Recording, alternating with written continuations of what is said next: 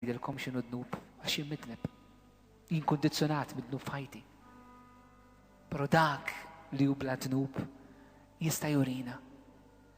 U d-dinja ta' żminijiet neżistijej għandha bżonn li kollha rivelazzjoni. Tifhem x'inhu d-dnub fil-ħajja tagħna, tifhem x'inhu dnub fil-ħajja personali tagħna, fil-ħajja soċjali tagħna. Id-dnub eżistijej profondament u offiża lill-Alla. U din ma nifhmuhiex. Ħanurikom kif ma nifhmuhiex. Kemm il-darba xi ħadd jiġi jgħidlek, imma Fader jiena jekk ma nweġġa' lil ħadd daqshekk qed nagħmel dnub. Qed inweġġa' xi ħadd billi noqgħod nara l-pornografija jien. Qed inweġġa' xi ħadd jien billi ħalsu nistajjeb fuq ix-xogħol u nisraq dan mhux ħanfallilhom il-kumpanija. Jekk min inweġġa' lil ħadd, jiġifieri l-Alla m'intix tweġġaw. Alla sar ħadd fil-ħajja tagħna. Ħafna drabi ninsew eżisti li dnub l-ewwel qabel kollox. Qabel ma jweġġa' lilna, qabel ma jweġġa' l ħadd ieħor, iweġġa' lill-Alla. Id-dnub huwa offiża lill-Alla. U biex nifhmu dan, jeħtieġ li nidħlu ftit flimkien fil-Ġetsemani eżistijej. Nixtieqkom tidħlu fil-Ġetsemani f'qalbkom. Nixtieqkom timmaġinaw il-Ġesu f'dak il-mument kif irrakkontawna l-Vanġeli. Ġesu li jmur hemmhekk biex jitlob. Ġesu li għal-mument għall-inqas kont Marku Mattew jinqata' mit-tnax u jieħu 3 miegħu kif kien ħadhom fuq it-Tabor. L-istess 3 li ħadhom biex jaraw il-miraklu meta qajjem il-bint Ġajru. Kienu 3 li dawn Pietru, Ġabu, Ġwanni li raw l-ikbar mirakli ta' Kristu. Però anke minnhom Ġesu jinqata' u jmur jitlob waħdu. U f'dak il-ħin, l-Vanġelju jgħidilna li Ġesu qabduh dwejja tal-mewt. Dak il-ħin qalbu kienet imnikta. U Ġesu jgħid l-apostli għandi ruħi mnikta l-mewt, tibqgħu hawn u issru miegħi. Dil-kelma tgħidha lilna bħala knisja qabel ma qed tgħidha lid-dinja eżistijej.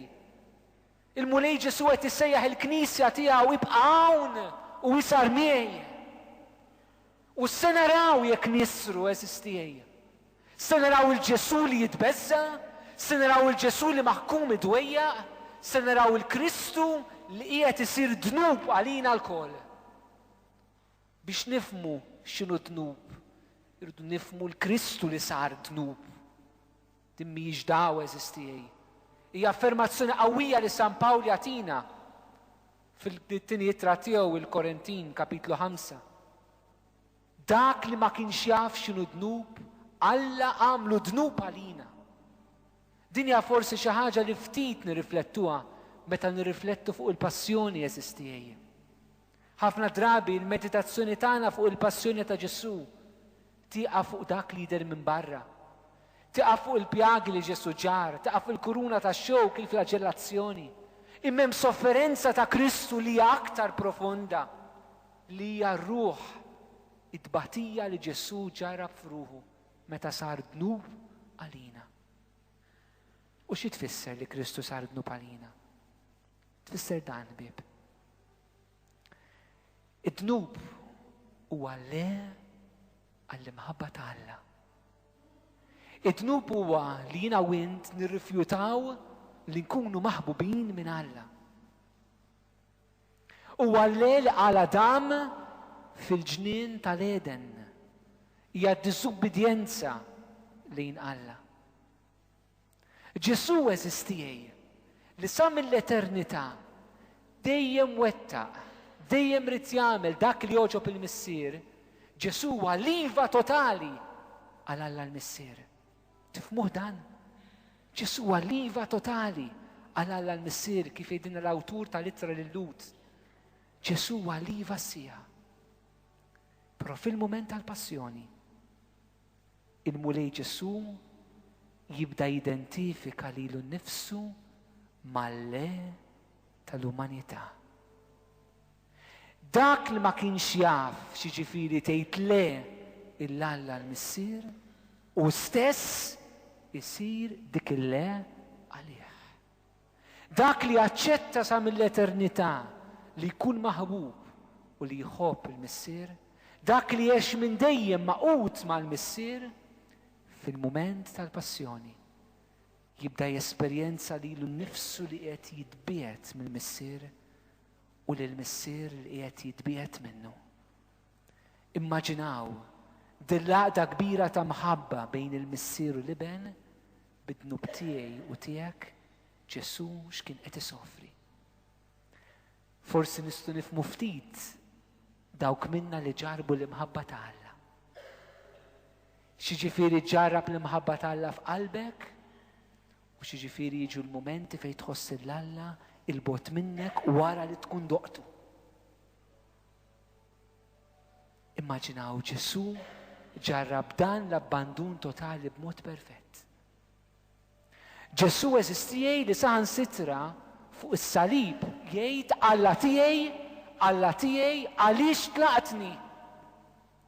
Ġesu ma kienx qed jirreċta. Dak li għalina u l-missier aħna ħaġa waħda. F'dan il-mument fuq is-salib iħoss dan il-missier li qiegħed jabbandunah. Immaġinaw li l-missier qed iħares lejn ibnu u f'dak il-mument mhux tant qed jgħid dan hu ibni li fih insib l-għaxqa tiegħi, imma qed jara il-le kollha tal-umanità miġbura f'ibnu l-għażiż. Immaġinaw dak il-mument x'fisser għal Alla l-missier. Il-passjoni hija moħbija eżistijaj fil-qalb tal-missier u għall-Ispirtu tal-Alla biss jista' jdaħħalna fiha. Però dak il-mument eżistijaj Ġesu bidlu meta qal missier nerħi ruħi fidejk. ċef dak il-mument meta Ġesu sar dnub għalina, sar il-le tal-umanità l-Alla, Ġesu għax huwa Alla bidel dik il-le fiva. U hawnhekk eżistijaj naraw l-imħabba ta' Alla. Għaliex? Għaliex lilu u lilek il-mulej Ġesu ħabna u għażilna meta aħna konna qegħdin ngħidu il-le u mhux meta konna qegħdin ngħidu l-iva. U b'Ġesu fuq is-salib il-mowt il-qawmin tiegħu tana l-possibilità li aħna nidħlu f'dik l-iva ta' Ġesu fuq is-salib li naċċettaw mill-ġdid l-imħabba ta' Alla. Għalhekk fil-waqt li dnub jidher eżistijaj bħala xi ħaġa li lilna ġenna nirrifjutaw lil Alla minn ħajjitna, il-ħnina tal-Alla hija bil-maqlub. Huwa dak li fil-mument li aħna nirrifjutaw il-Kristu huwa l-mument stess li lilna Alla jaċċettana u jgħannaqna bil-mħabba tiegħu. Eżistijaj, forsi ftit nirrealizzaw li kull dnub li nagħmlu aħna iva nidħlu f'dik il-le qegħdin nirrifjutaw. U fi żminijietna eżistijaj hemm diversi modi kif is-soċjetà tagħna qed tirrifjuta lil Alla. Hemm dawk li jgħidu li Alla ma jeżistix. L-ateizmu. Hemm dawk li jammettu li Alla jeżisti imma jażlu li lilu jinjorawh. Hemm dawk li saħansitra jaslu biex jobodu lil Alla ħbib tiegħi. Hija b'mod ċar narawh fir-riti sataniċi. B'kemm ħdura u kattiverja Ġesu fl-Ewkaristija jiġi desagrat.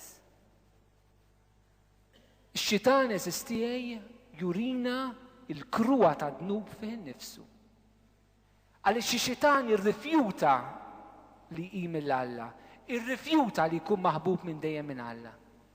U x-xitan jurina l-konsegwenza ta' x'inhu dnub.